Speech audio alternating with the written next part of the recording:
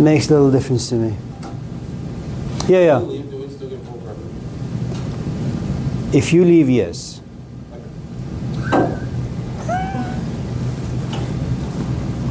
If you stay, points will be deducted. I don't believe you. You don't believe me?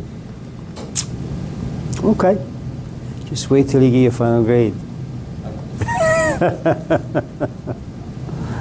play where everybody wants out of the room. Yeah. So, anyone else?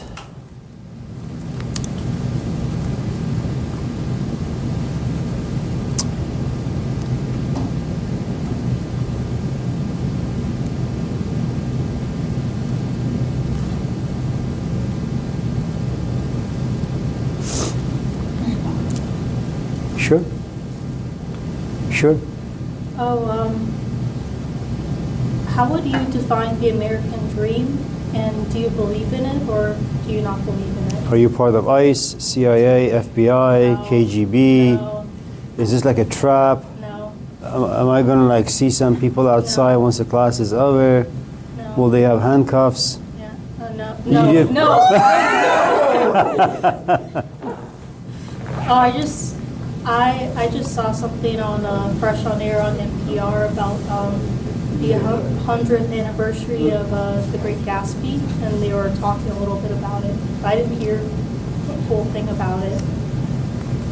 So let's talk about the American dream, even though my mom called me yesterday warning me not to talk about these things in this climate. Oh, You know,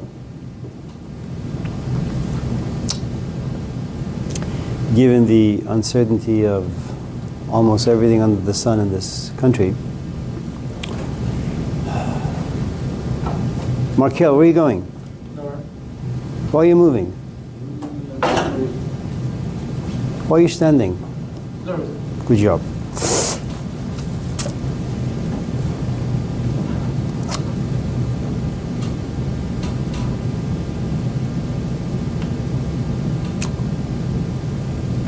So let's talk about the three very, very fundamental truths or realities or perspectives that live in the American psyche. Life, liberty, and the pursuit of happiness. That is what makes up America. So let's talk about that.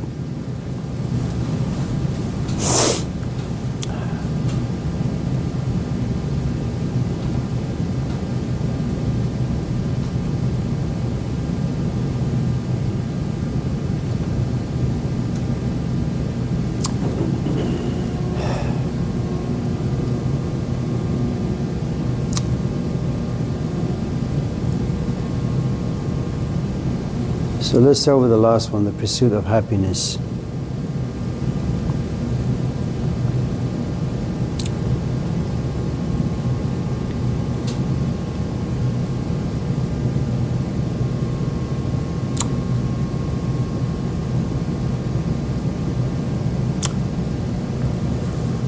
So there are,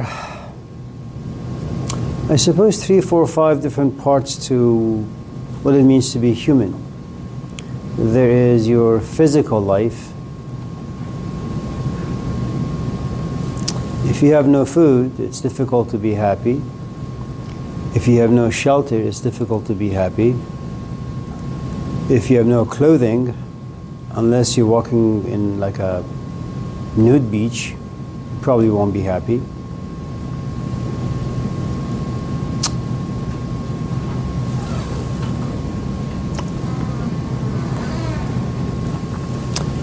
There is the emotional life. Some people have crummy parents, so the moment they open their eyes, their parents just frustrate them. The parents are abusive. Some people take classes such as this, and the class frustrates them, creates negative emotions, makes them unhappy. Our good friend here does security work, people she doesn't care for, a job she doesn't care for, a sport she doesn't care for, but she does it all because she needs to pay rent. She needs to fix her nails. She needs to look pretty. She needs security. So she's more than willing to be exploited, and all of us do. We hang out with people we don't like.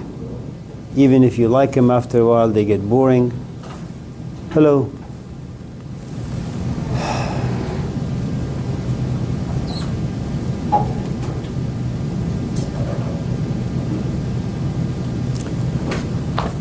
Rosalind walks in. She has a pretty dress. You want to tell her that she looks beautiful, but you can't because it may be considered as sexism, sexual harassment, inappropriate. So emotionally you feel repressed. Intellectually, life is complicated, life is difficult. At every corner lies an issue, a problem to be solved. You don't have the right tools. So more confusion, frustration, anger.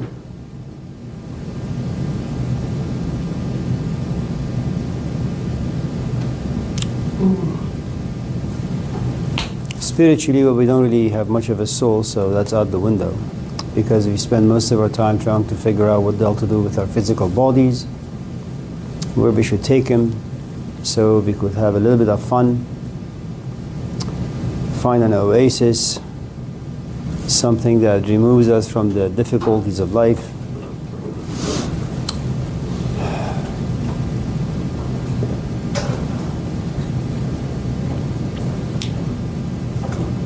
Then you deal with old age.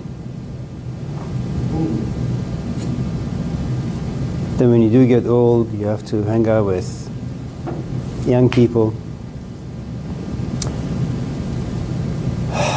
It's awful, I know, Erica. Then you fall in love, you get married, you're happy for a day or two. Then you realize that psychologically you're very different from your companion, temperamentally you're different, historically you're different. Then you begin to bicker back and forth. Then you realize how miserable you are. Even if you happen to have a great relationship, at a certain point you want to have children, but you have no idea what it takes to raise kids, to have kids. They take everything from you, everything. Your life, your money, your youth. And in return you get nothing. It's just a one-way relationship, and it's profoundly abusive.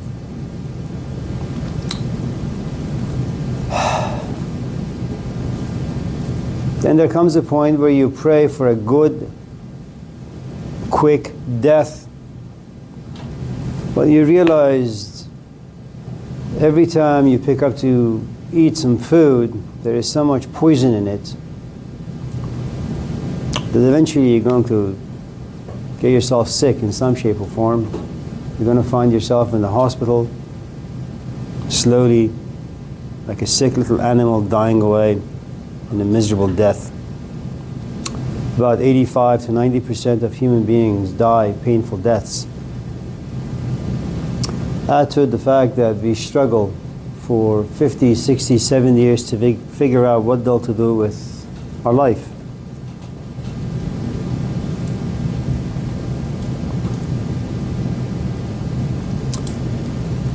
But because America is a young culture, like a young person, and because being a young culture, very much like a young person, we don't have the desire to reflect deeply on anything. You're guided by hopes and dreams and fantasies. No one talks to you about the dangerousness of life and the dangerousness of existence, but they do something better. They advertise bumper stickers, the pursuit of happiness. So you come to this class to become happy. You get married to become happy. You get a job and make money to become happy. You go to a party to become happy. In fact, we are so gung-ho about this ideal that all of us walk around assuming that life owes us happiness. And just in case life delivers an event that's negative, that creates unhappiness, misery, struggle, suffering, we complain. America is the only country that I know of that promises its citizens happiness, and they have the right to pursue happiness.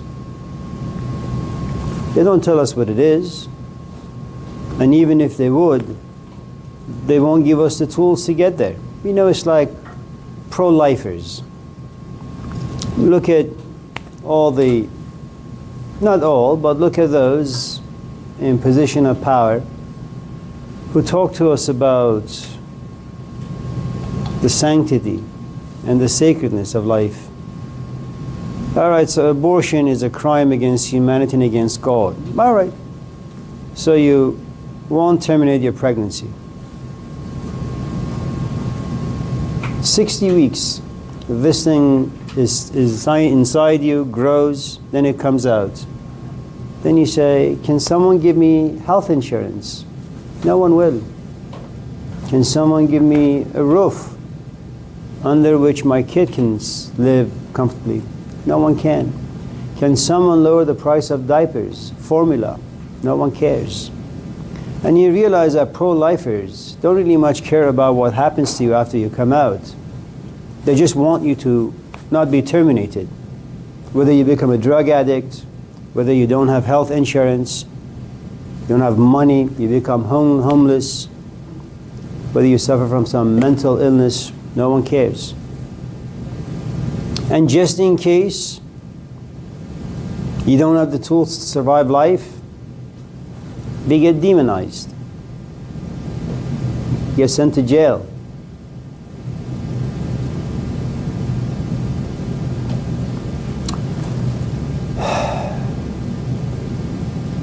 And then they create this illusion that, well, you're an individual. Go out there and be happy.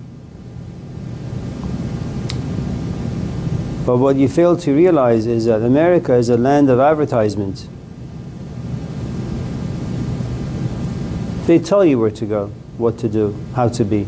They create emotions. They create desires. They create temptations. And you have no choice but to pursue them.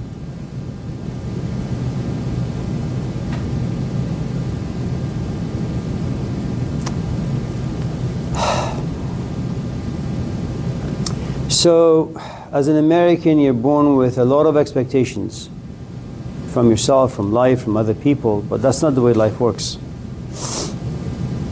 So when you go back about 2,000 years and look closely at the four Gospels, what you have, according to Jesus, this great philosopher who lived some 2,000 years ago, is that, listen, the world is like when you walk to the ocean. It's filled with sand. It's loose under your feet.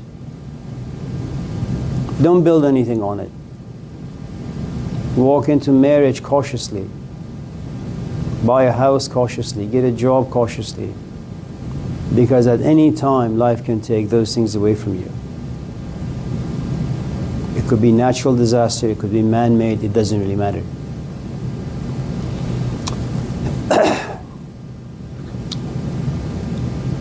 And because it's a new culture and people happen to be unreflective, very much like young people, no one reads, no one thinks. And it's a culture that's filled with drugs and alcohol and, you know, all sorts of poison. People just fall victim to all forms of advertisements. But in their heads, they assume that they're pursuing this thing called happiness.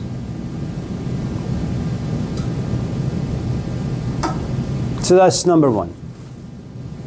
That America is the only place that injects in your head that in fact you have every right to pursue happiness. When in fact in life you only have really one good choice: damage control. You go to school not to be happy, but to secure your future. You get a job not to be happy, but to pay rent. You have a boyfriend not to be happy, but just to escape from loneliness.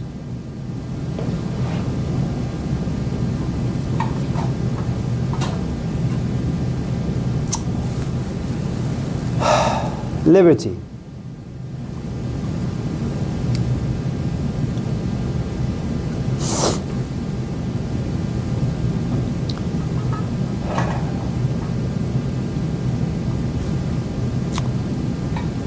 I don't want to come to Laney College and work anymore. But sometimes when I go without food, my body screams, give me some food.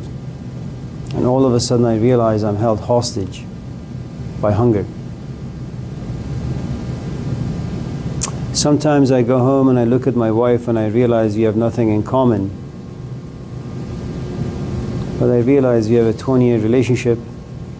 What the hell am I going to do? Look at it and say I'm out? How about guilt? Shame? What am I going to tell my parents? And all of a sudden I come to realize not only am I held hostage by my own emotions of guilt and shame and remorse and all that, but what do I tell my parents?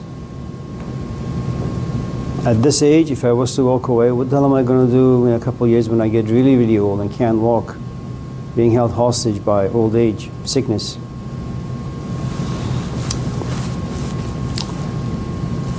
There are days I wake up from an afternoon nap and I'm just in a pissy mood. And I don't want to be in a bad mood. I want to go out and have a good time with life. But my mood captures me. I have no way out. So I realize I'm just walking around with a good amount of anger inside me. Some of you in this class are completely bored. I don't blame you. What the hell are you going to do? You're held hostage by that. There's another option. You can pack your stuff and leave and suffer the consequences. That's another force that's going to hold you hostage.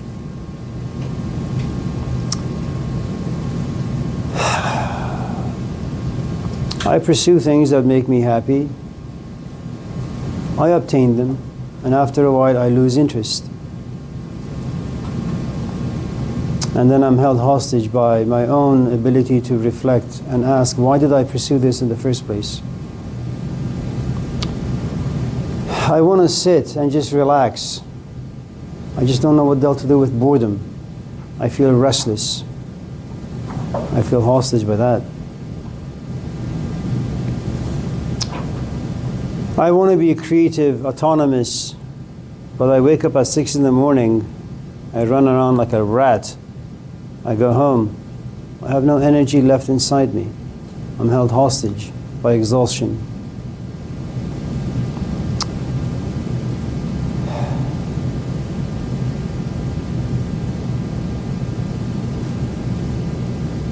I have to go to Roseville tomorrow to help my parents with the car wash. I really don't want to go.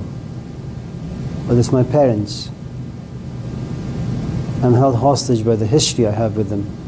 If I don't go, I know that my father is 92. He's got to do all of this by himself. That would make me feel guilty. More than guilty. It would make me feel shitty.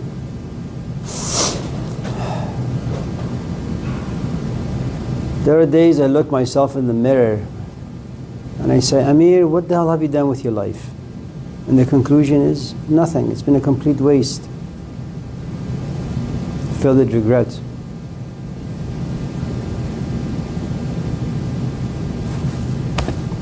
How am I free?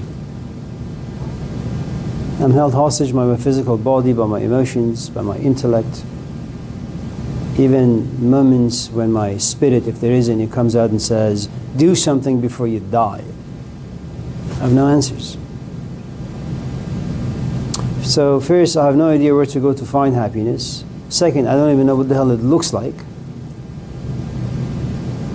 So, like a blind brat, I'm just running around trying to pursue something I've never known, never seen.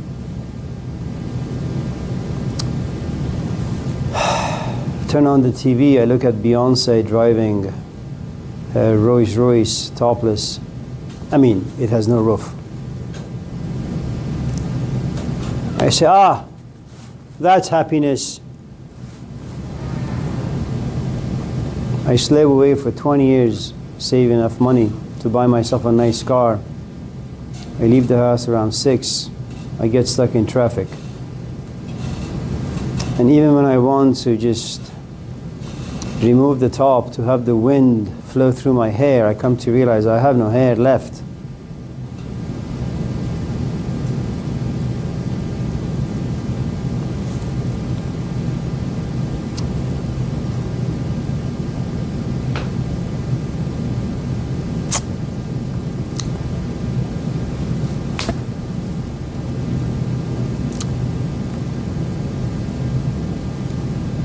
Eric Fromm wrote a book many years ago, Escape from Freedom.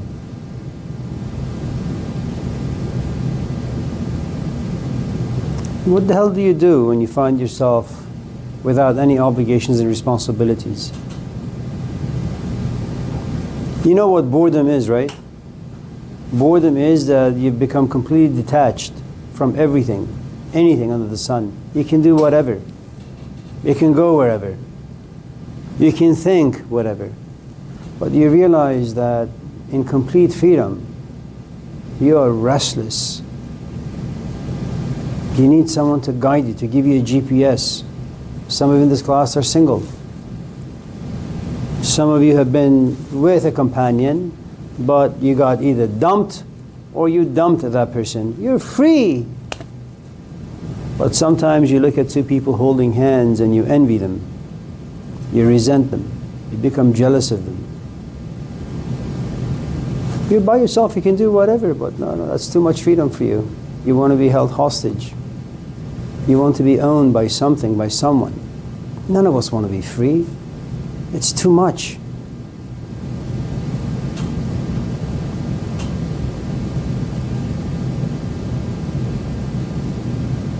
Imagine your fridge is filled with ingredients. You have the freedom to cook anything.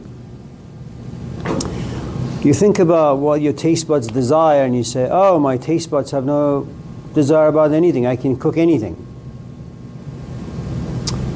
All of a sudden you realize there are so many options that the only thing you can eat is confusion. Should I eat a burger, hot dog, chicken tikka masala, sushi, pizza? And then you say, you know what? Fuck it, I'm just going to go to sleep. It's too much work.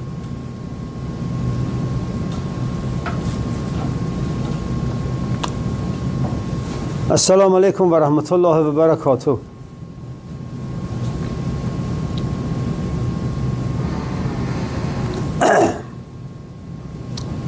I don't know what it means, you know, the first component, life. What kind of life they're talking about, I have no idea.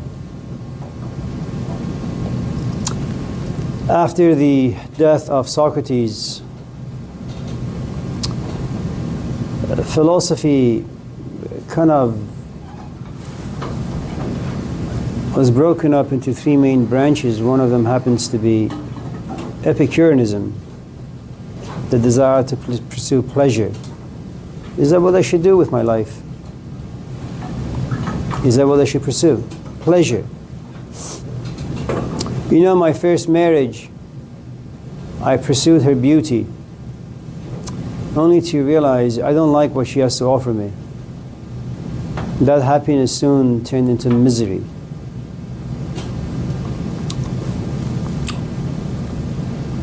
My second marriage, man, she was a poet. But I realized that she's a complete mess. She goes through mood swings every 10 minutes. The house is a mess. She can't cook. She can't do anything right. So that pursuit went down the hill.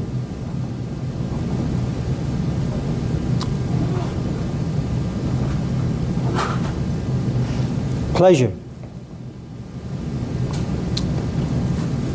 I don't know what that means. I have lived most of my life pursuing pleasures only to realize that they devastate me a few minutes later. So look around you then. Mental illness, depression, loneliness, suicide. These are the hallmarks of being American. John Kerry, who was some politician in the Hillary Clinton or Bill Clinton era, I remember one day he comes on TV and he says, If Americans want to be stupid, it's their right. They have every right to be stupid. Why would you say that about your people, about your country? Because the belief is, whatever people want to be, that's their right. And we're not there to protect them from harm's way. What's the most powerful money-making machine in this country? Pornography. It's everywhere. Pursuit of happiness. You drive on the highway, there are all these advertisements. We'll sell you a gallon of weed for like $50. Advertisement. Pursuit of happiness. That's the meaning of life.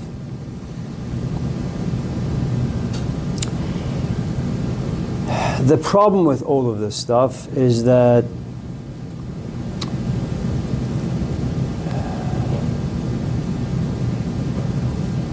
America is a rich country. It has abundance of goods. It has power. Have you ever heard of the saying that youth is wasted on the young? There are so many things I want to do, Elise. My body won't take me there. There are so many things that you can do because you're young, but you're always going to the wrong places. And you have to get to my age to look back and say, shucks, I missed all these opportunities because I was stupid.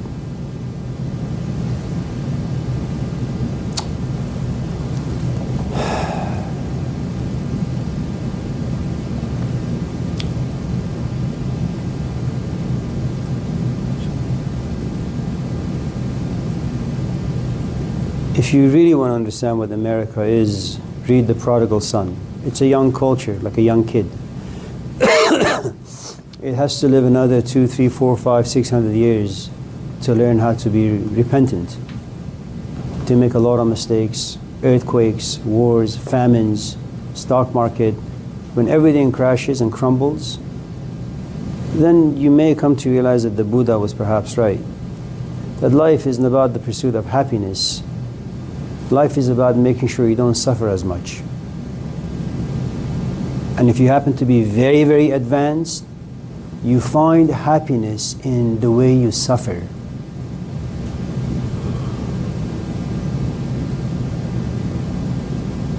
Because you know that's your outcome. At every corner there's going to be a disappointment waiting for you. How are you going to deal with that? Because life doesn't give a shit. Life is there for one reason: to give you moments of joy and then steals it. If you look at all the philosophies of cultures that have been around for a while, what they have in common is the following. They don't tell you that you should live a happy life. They have stories, ideas as to how you should cope with disappointment, with suffering, with pain.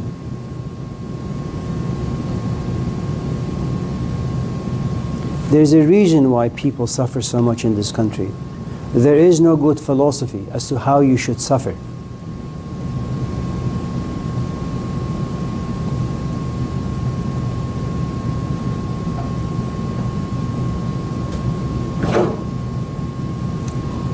Don't take classes because you want to be happy in them. Don't take classes because you want to be inspired by ideas. That's the wrong approach. You live in life. Life is about politics. You go to school for one reason: to get your bachelor's, hopefully to get your master's, to get a good job. If you have some leisure time at the end of the day, go sit, read a good book. That's where you can find moments of joy. But for the first 15 hours, it's just misery, obligations and responsibilities. That's all.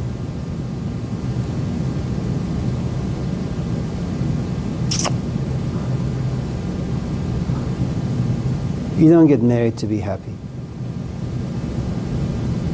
It's just nice to watch a movie with someone.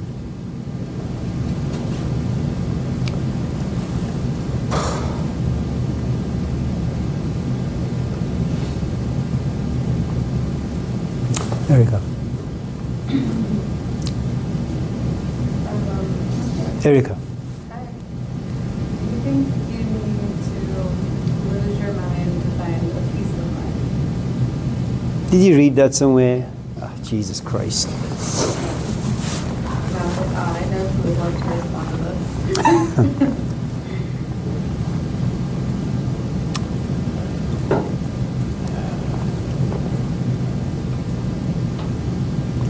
When do you learn most about relationships? When you read books on it? When you actually are in one and you walk into one with a lot of fantasies and life little by little. I used to buff cars. We had a detail shop. And so sometimes we would get these cars and the sun and the rain would oxidize the paint. It's like you first buy the car, it's beautiful, glossy, pink or red or blue or black. After a few years, and Roseville was, temperature would go to about 110 sometimes. And after a couple of years, the color would turn white. And then they would bring it to us. And then you would use a high-speed buffer, special kind of liquid for that. You put that wax on the car, and then you buff the hell out of it, section by section. Then when it's all done, then you put the slow buffer on there to bring out the gloss, and it stays there for about maybe 2, maybe 3 weeks. And then the white color comes back. And the point I'm trying to make is the following. I think initially when you get into any relationship, your assumption is you know what you're doing. So you have a mind, okay? All of us in this class, whenever you walk into anything, the assumption is, I think I know what I'm doing. I think I know how I'm writing my essay. I think I know how to think. I think I know this. I think I know that. So you get engaged, and you become emotionally attached, and you pursue happiness. And then little by little, you realize that you walked into something that's profoundly complicated. Raising kids is beautiful. I mean, having kids, beautiful. Raising them, it's like a slap in the face. Getting into a relationship, who the hell wants to be alone? Nobody. But then you realize, man, you're confused on your own. The guy is confused. You have two confused people coming together.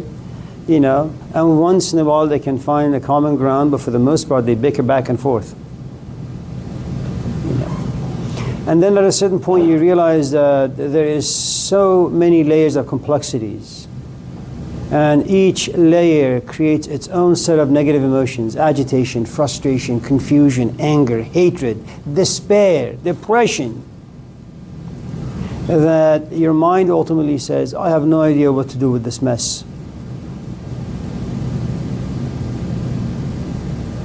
And then you get really sad and you get really depressed. And it's as if you have lost your mind.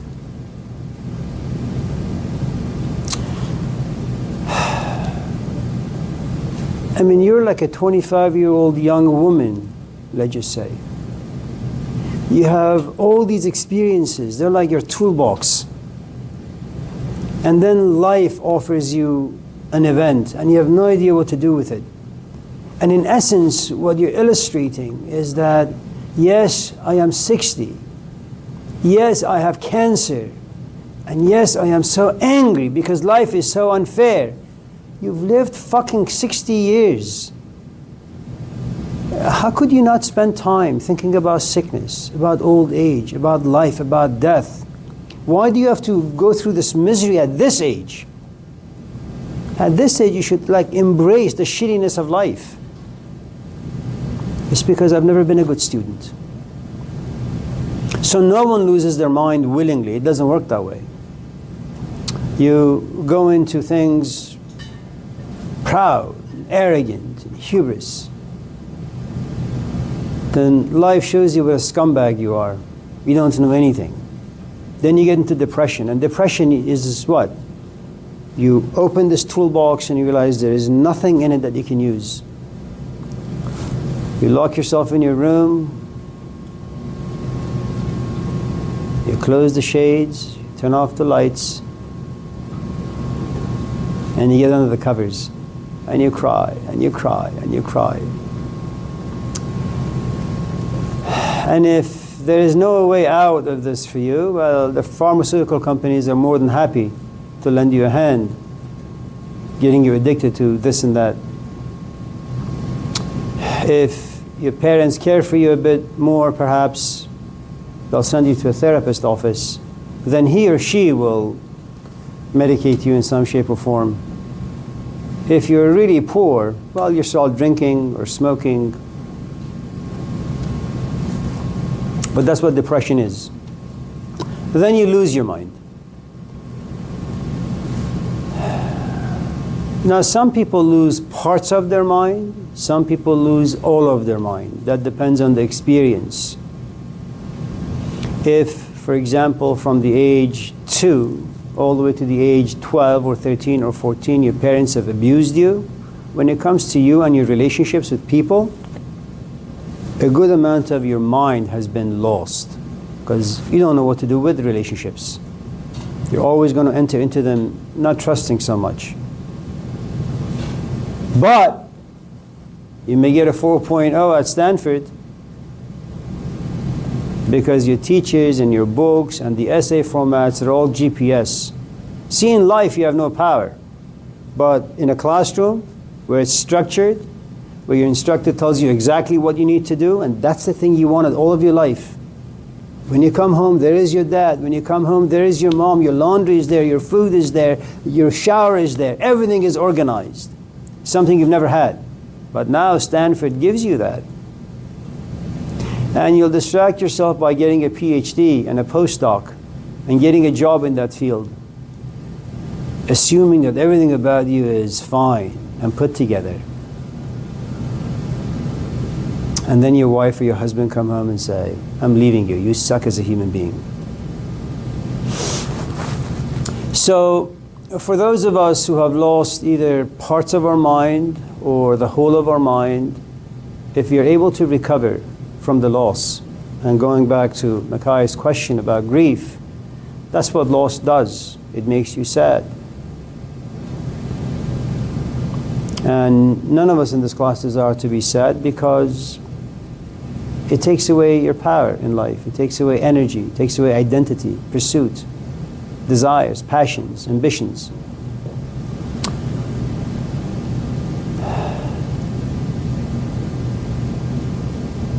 Should you be able to recover, as most women do in long-term relationships, should their relationship not work out too well, they sit, they think. The women are so good at this stuff. At least they used to be. I don't know about how things are now. And then they begin to understand a few things about themselves, about life, about love, about emotions, most importantly, about the fickleness of men. And they go back into life. But this time they go back with a good mind. A mind that thinks and observes and is aware and knows the dangerousness of the things out there.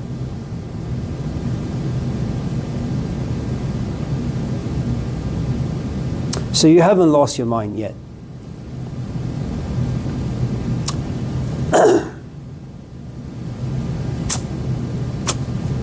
Yeah, so good luck.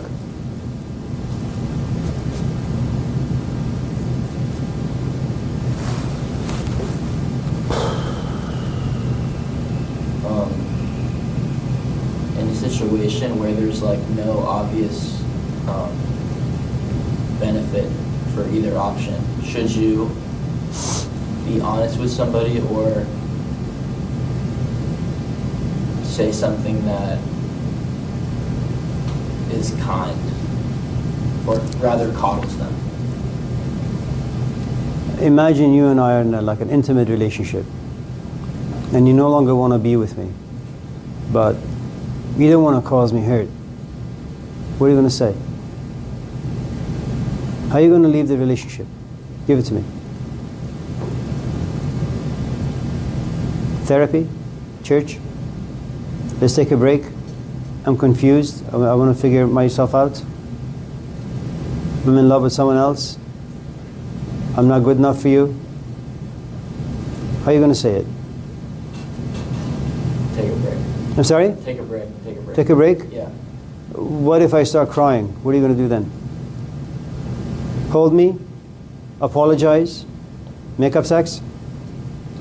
What? How are you going to deal with the pain you've caused me? And now, once I begin to weep, you feel guilty for your honesty. What are you going to do then? What? You're going to be the Mother Teresa? You're going to be charitable with your life? With your emotions? With your youth? Or you're going to be Donald Trump? You're fired.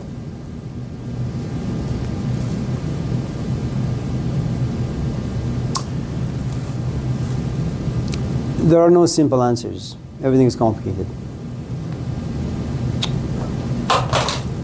Whatever options you may think that is on the table, they all have its own degrees of shame and pain.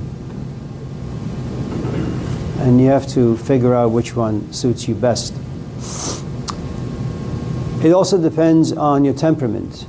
Some people are very passive in relationships, which means that if I am your companion and I no longer nourish you in whatever shape or form, you will take my crap day after day after day until you answer my phone calls less, you reply to my texts with a good amount of delay, we go out less, we have sex less, we talk less.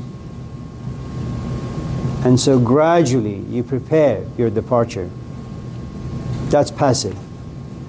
Active temperaments, you just come to me and say, Amir, listen, I'm sorry, I don't really care how you feel, I'm out. But you don't walk away from anything cleanly. There's always going to be like hints of guilt and shame and remorse and all that.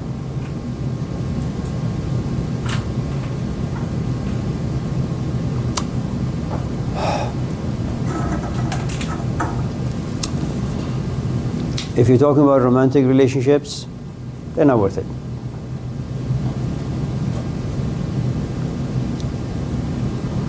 Yeah.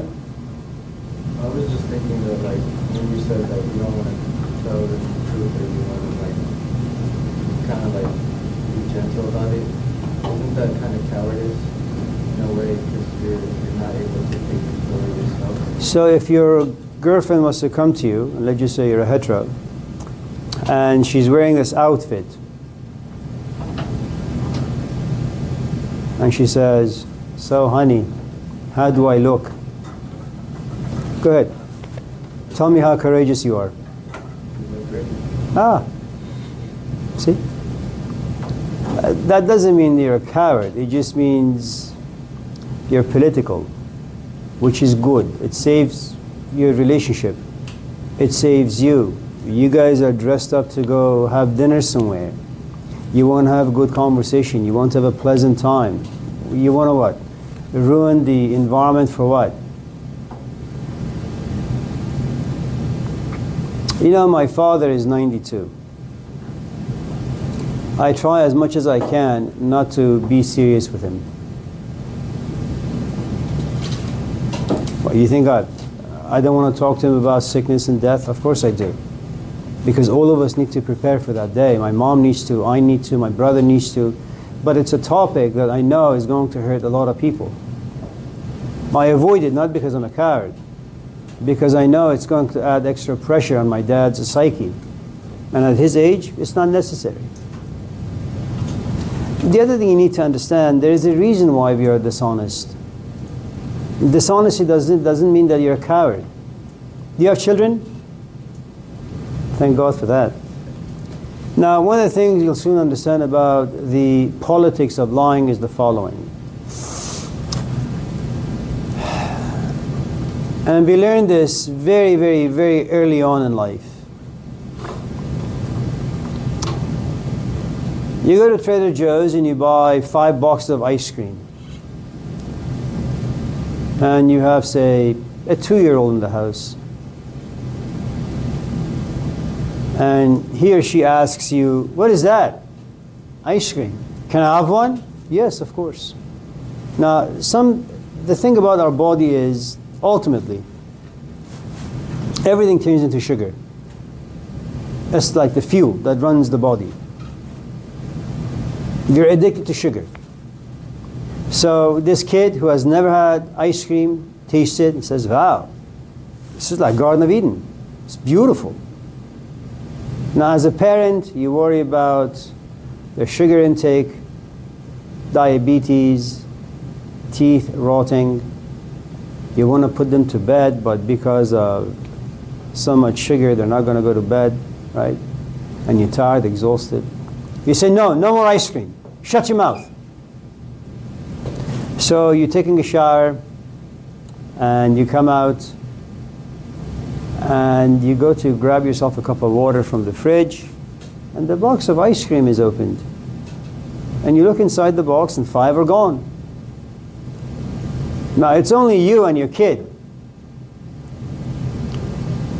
You angrily, because you expected to put him to bed and then watch a good movie, enjoy your solitary time a little. You say, John, did you eat the ice creams? No, Dad. But who could have eaten all the ice cream? I don't know, Dad. Maybe my sister. We don't have a sister. Maybe our dog. We don't have pets. Maybe your girlfriend. I don't have any. Maybe mom. Mom is dead.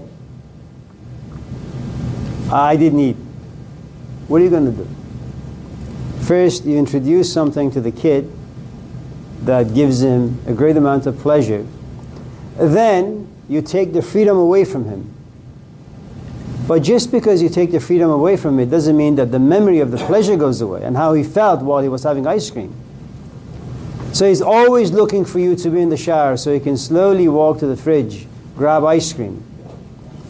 Now, we lie because of why? We have secrets because of why? The truth is we lie because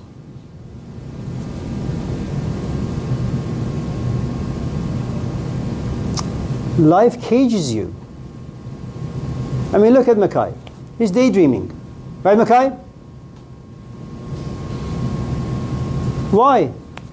Listening to me talk takes energy. You have to be mindful. You have to catch yourself whenever you're distracted. And distraction is pleasurable. Paying attention, that's hard work. Processing the information, even more difficult. Understanding takes years. So when I ask him, are you distracted? No, I was just thinking about what you were saying. What else can he say? His grade depends on it.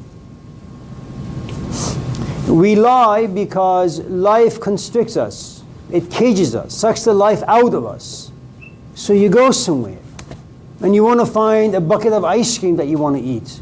And then when you get caught, I mean, look at what that beautiful story in Genesis.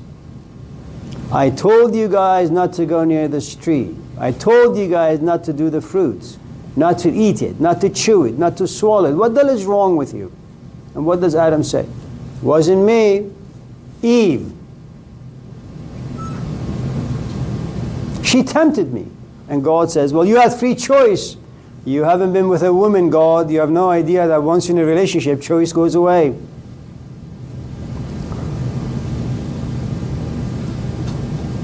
We lie for good reasons, man.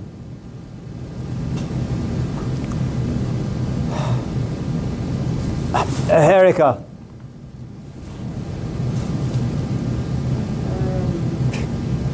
Why do people feel the need to fill the silence instead of being able to just sit there in it?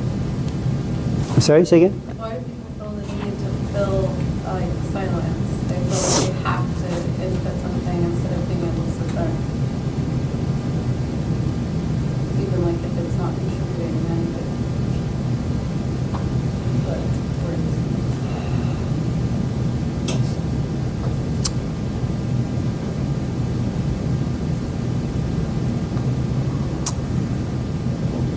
Can I tell you a secret? It's not really a secret, but I'll tell you nevertheless. I haven't dated in a long, long, long time. The main reason for that is I'm married. But sometimes as I sitting in my office, you know, and I say, okay, imagine like you were single. And imagine like you were going to go out on a date. Like, what would you ask? How would you be? And the truth is, I have spent so much time by myself, you know, that I really enjoy not saying much. And so the idea of dating someone and looking at them is a horrifying place to be, because I have no interest in getting to know them. And I have no interest in what they have to offer me. And so I say, well, if I was to go on a date, the only thing I can offer is just, you know, nothing. I would say, well, tell me about yourself. Did you go to school? How are your parents? How much money you make? How are you in bed? Should they ask me questions? I would say, please, just be quiet. Just let me do the talking. You know, let me ask the questions.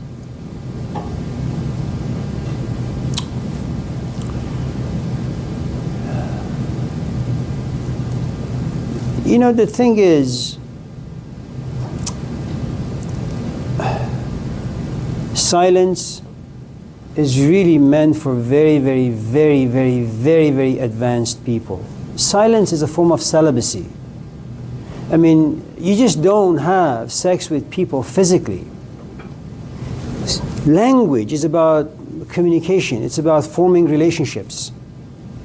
And the moment you say, well, I don't want to have sex anymore, what you're saying is that stage in your life where you long for your body to be next to another, the kind of pleasure that's below your navel, you're no longer desiring that. You're beyond that now. And if you want to do sex, you want to do it in a different way. You want to gratify your intellect or your spirit or your emotions that are healthy. Okay. When you say, I no longer want to talk to anyone, it means, for the most part, that you no longer have any desire to express who and what you are to anyone. Now, one of the things about gossip is that it brings people together. It's like breaking bread through language. When you lose the ability to gossip, it means that, well, you're very focused. You just want to go into a party and talk politics. Let's just say, she's talking about her relationship.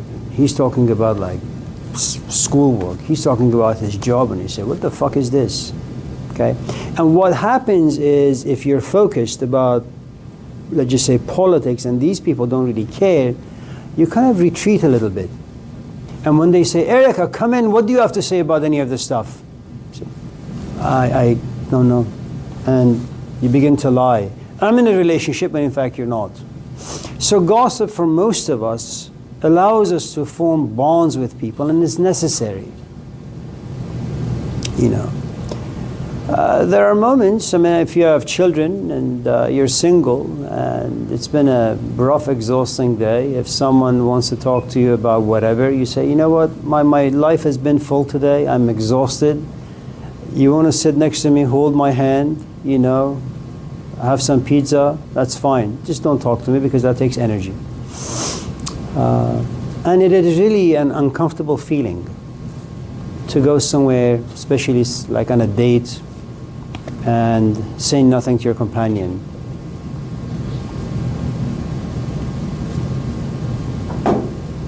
One of the reasons I have difficulty coming to class, and for the first like 5-10 minutes I don't have much to say, is because when I get to the office at 4 in the morning and I write, it's just time with myself. The moment I come to class, I say, you know, I've done my talking. I talked to the paper, I talked to the, you know, the monitor. I wrote what I wanted to say. There isn't much else for me to do. But I write in a different way in the classroom. But that's easy. Anyone else? If life is a bunch of suffering and misery, then what's the point of living it? Well,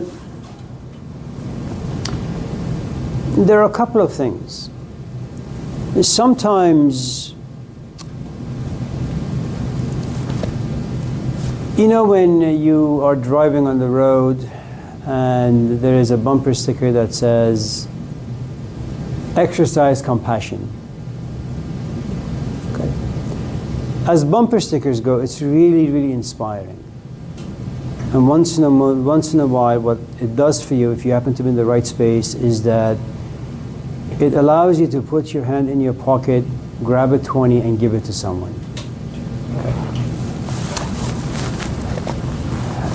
If you were to do it constantly, you would become more familiar with human nature. That on certain days you're very stingy, on certain days you just don't care, on certain days you expect a thank you, on certain days you look at someone and you realize you don't want to give your money to a white man or a black man or a blue man, you want to give it to perhaps a kid, maybe a woman, and then you begin to recognize your own biases. And things become a bit more complicated. And the reason why things become complicated is because the idea that was floating up there in your head now is brought down, put into application, into use. And you realize it's enormously complicated. Okay. Now, at the age of 20, it's going to be virtually impossible for you to come to a conclusion where relationships are no good, school is no good, money is no good, having a house is no good, having a pet is no good, children are no good, parents are no good. In fact, life is no good. You haven't done anything. I can come to class and say, school sucks. You know why? Well,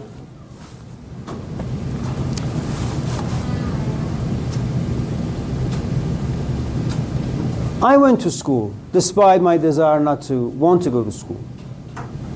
I wrote essays. I plagiarized. I went to school assuming that if I was to do philosophy, I will become wise. I will become like a Socrates. Then I said, oh, it's only college. Let me go to Sac State. There, when I get my bachelor's, then I will be like a Socrates. And I'll be surrounded by Socrates-like instructors. It sucked even more. Then I said, it's only a bachelor's degree, you know? Master's degree would be a very, very different beast. It was far worse because you expect more from people. Then you say, you know what? Bachelors and masters, they're a joke. The PhD, now that is where wisdom lies. There you will find great instructors. Socrates and Jesus Christ will come to life. And you realize these are just people who have accumulated information and cunningly pieced the information together, and they come to class and they spit out what they call suture, sewing all this information together in form of knowledge and then spitting it out. And I say, fuck, I spent all this money, stuff I can just read in books myself. This is before internet. Did I really have to spend like 90,000 on this stupid diploma? See, I have gone through all the process. Now you're going to come to me and saying, well, I have a boyfriend, but I want to dump him. Why? No good. Relationships are bad. Now, you have no right to say that. Me, on the other hand, being in one for like 50 years, I know the ups and downs, the complexities. I say, listen, the first 20 years of relationship sucks. I agree with you. But when you are limping and you're throwing up and you have a triple bypass, well, shit, you need someone to take care of you. And you know why your wife takes care of you? Because you have a savings account. You lied well. Even though her dress was awful, you said, honey, you look beautiful. Even though she had wrinkles everywhere, I don't see a wrinkle anywhere. That's how we create savings account with people. Now, you can't come to class and say children are bad. You ain't got none. You can't come to class and say money is bad. You don't have any. You can't say people are shit because you don't have an open door policy. You haven't served enough people to realize the only thing people do will just suck your energy and they won't even say thank you. You're just new to life. You know. Now, it may be that your temperament is geared more towards the dark than the light. Now, that's a completely different scenario. Whenever you are temperamentally just wired, designed to look at the dark and be dark, it means whatever you touch is going to slowly wither and decay. You know. But it doesn't mean that things are bad. It just means that you have a tendency of turning life into death. There is another thing. Once you spend time with anything, you will create a history with them. That history is full of life. That history creates memories. Now, you may not enjoy your wife, but you enjoyed the time you guys went to Hawaii, or you went to In-N-Out. My wife and I always talk about our honeymoon, what we did after our, wedding vows. We went to In-N-Out, Alameda, and I remember her father, before he passed away due to cancer, he came to our ceremony at In-N-Out wearing like his sweats, and he hadn't showered for like, I don't know, 10 weeks. We always talk about that. Now, it's a memory, and it's a memory that lives in this relationship. 60% of the relationship is poison, 40% is enjoyable. And as we are both getting older, sometimes I use her as a crutch, and sometimes she uses me as a crutch. We're both limping to Kaiser, She waits to get her medicine, and I wait to take mine. In fact, yesterday I went and picked up both of ours.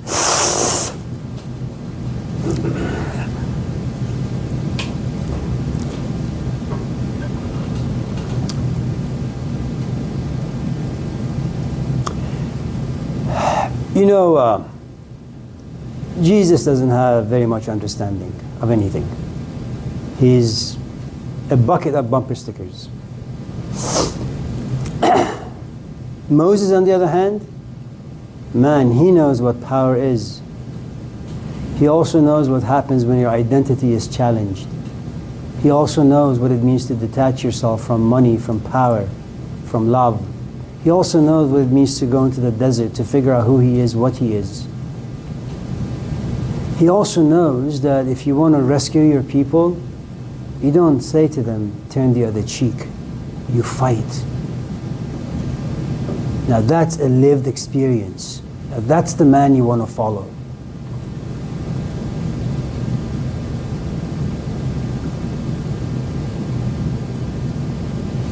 I won't tell you, get married because you'll be happy. What I'll tell you is get married because tomorrow when you wake up, you'll be 60. I'm not going to tell you go to school because school will lead you to the promised land, but I will tell you, you'll get a job, you'll make money, you'll buy a house, and then no one can evict you. That's some stability. That's good. Markel, yes. What is the relevance today of survivors?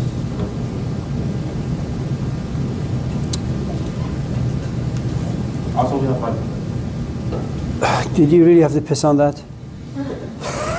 Yeah, it's such a good question.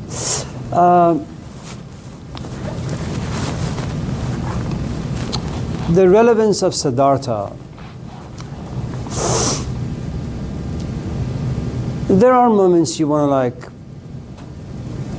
the class doesn't do anything for you, you want to pack up and leave, right?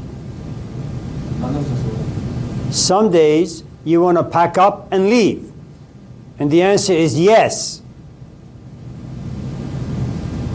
Because the class frustrates you, bores you, bothers you, so you say, I want to leave. But then suddenly you say, well, we only have 5 more minutes left. I don't want a bad grade.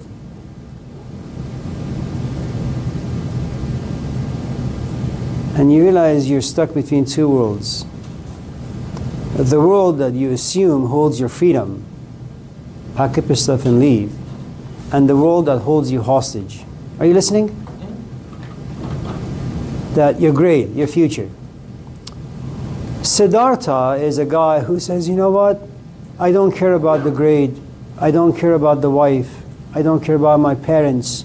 I don't care about life. I don't care about what it has to offer. I don't even care about spiritual experiences. You're not there yet. You are like the baby Siddhartha, where he lives in conflict. Should I stay or should I go? Now, there comes a point in Siddhartha's life where he says, I want to fall in love like other people. I want to have children like other people. I want to get married like other people. I want to have a house like other people. I want to laugh like other people. And now you have resentment. And the point I'm trying to make is the following. What you have in the story of Siddhartha is a human being who lives in conflict. You want to go to school, you want to drop school. You want to stay in the relationship, you want to drop the relationship. You want to go to the forest, you want to stay in the civilized world. You want to raise your hand and say, fuck you. You also want to keep your hand down and say, I like you. That's the conflict in which all of us live. Siddhartha ultimately is brought to a point where he has to make a choice. Do I want to express what lives inside me, or do I want to kill it? For someone like Siddhartha, he says, you know what? Life is not worth my integrity. I rather leave life completely. And he does. Even when it came time for him to rescue his own child, he says, you know what? My child is no different than all the other children out there. And what is it that children do? Every child out there is like a prodigal son. No child will ever receive their parents' advice well. They must all walk their own path. They must all hit their heads to the wall. They must all get stuck. They must all get brutalized. And then, if they're lucky, life will give them a piece of advice that they are at the right place to listen to and then apply. That's the story of Siddhartha. But you have to read between the lines. You have to be creative with the story. And that means that you must be able to interpret all sorts of experiences that life gives you. You can't find that in books. It's your interpretation. And for that to be a healthy way to deal with life, you need to have a lot of experience, lots of processing experiences, thinking about experiences, sitting somewhere, as Erica would say, quietly somewhere without anyone bothering you, without gossiping, and then figure out what happened to you. And then hopefully come out of that cave with some insights. You know Hermann Hesse, the author of the book? He went through 3 marriages. He had like 9 kids, I think. If he is so wise, why couldn't he keep his marriages alive? Because it's much easier to live in your head than to live in the world. Don't put too much stock in people who talk or people who write. There's a reason why Socrates didn't write very much or anything. Socrates knew that writing is worthless. If you want to teach anyone anything, write in their soul. Force them to think and reflect and examine. That's how you write, on people, not in books.